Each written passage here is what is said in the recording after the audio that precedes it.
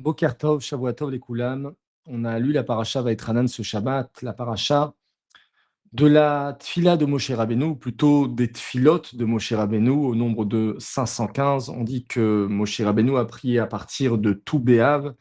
Il savait que c'était une date propice, une date importante pour le peuple juif. Et donc, il a prié depuis Tou Béav jusqu'à le Zayin Adar, 3 fois par jour. Et il a demandé à Hachem, il a supplié, il a imploré de pouvoir rentrer en Eretz Israël. Finalement, Akadosh Baruch Hu lui dit, Rav Lach, s'il te plaît, n'en fais pas plus.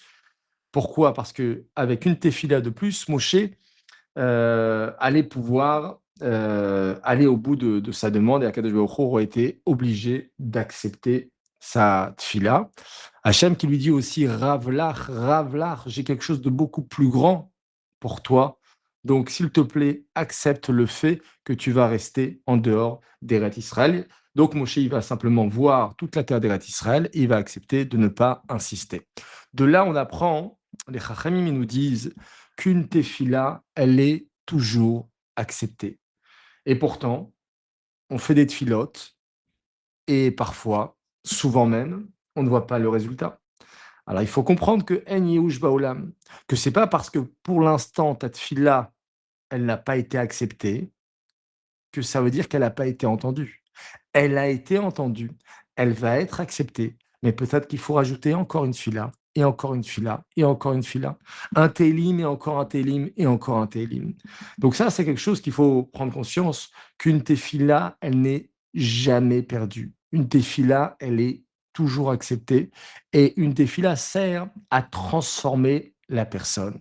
Pourquoi Kadosh Baruch Hu, il a fait en sorte que on va lui prier. On va le prier. Comment, pourquoi il fallait passer par là?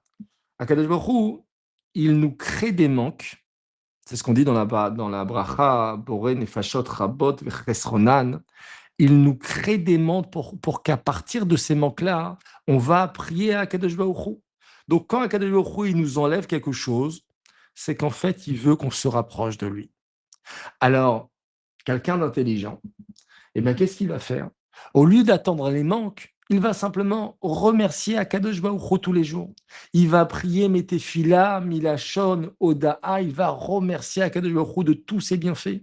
Parce que si Akadosh Baruch Hu, son but, c'est qu'on a cette connexion avec lui, comme un père avec son fils, eh bien, qui veut avoir une proximité, un dialogue, une communication bienveillante. Alors Akadosh Baruch Hu, si on sait que c'est ce qu'il attend de nous, alors au lieu d'attendre un manque et pouvoir venir vers lui, à nous de nous connecter à Kadosh Baruch Hu et à nous de le remercier. On dit que le plus grand remède de la guérison, on a tous des mots MAUX, que ce soit à tous les niveaux, et ce qu'on demande à Kadosh Baruch Hu, c'est de guérir, d'être épanoui, d'être en bonne santé physique, en bonne santé morale.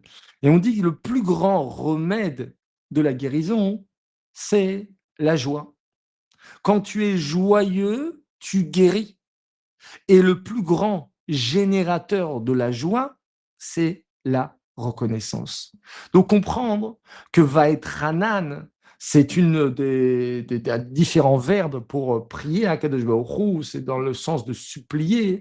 Eh bien, si on comprend que tout le but de la tfila, c'est surtout de remercier Akadosh Baruch Hu, et par cela on a une vie meilleure, alors à nous d'aller dans ce sens-là. Voilà, qu'on puisse commencer cette semaine avec beaucoup de reconnaissance à Kadosh Baruch Hu pour tous les miracles qui nous prodigue au quotidien. On dit qu'il y a 3 sortes de miracles. Il y a les miracles surnaturels, il y a les miracles naturels, il y a simplement les choses que l'on vit en pensant que c'est normal, mais en fait, c'est aussi des miracles. Donc, quand on prend conscience de tout ce que Akadosh Baruch Hu il nous donne, alors ça nous procure beaucoup de joie, cette joie nous procure beaucoup de santé, et c'est ce qu'on souhaite à tout le Ham Israël, que ce soit donc une semaine voilà, qui annonce cette fameuse fête, la fête la plus joyeuse de tout le calendrier, la fête de tout Béhav, donc on puisse s'y préparer et qu'on puisse se connecter davantage et mettre plus d'émotion et plus de kavana dans notre filote qu'on fait à Kadosh Baruch Hu. Bonne journée à tous et bonne écoute.